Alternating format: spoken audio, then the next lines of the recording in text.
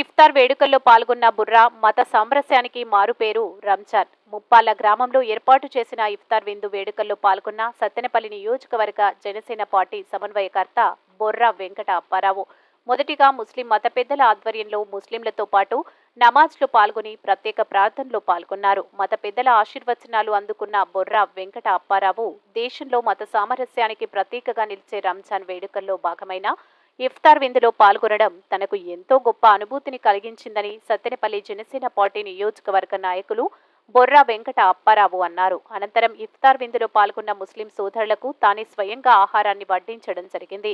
ఈ కార్యక్రమంలో జనసేన పార్టీ మండల అధ్యక్షులు, నాయకులు, కౌన్సిలర్లు, మండల కమిటీ సభ్యులు, గ్రామ అధ్యక్షులు, జన సైనికులు, వీర మహిళా కార్యకర్తలు అధిక సంఖ్యలో పాల్గొన్నారు.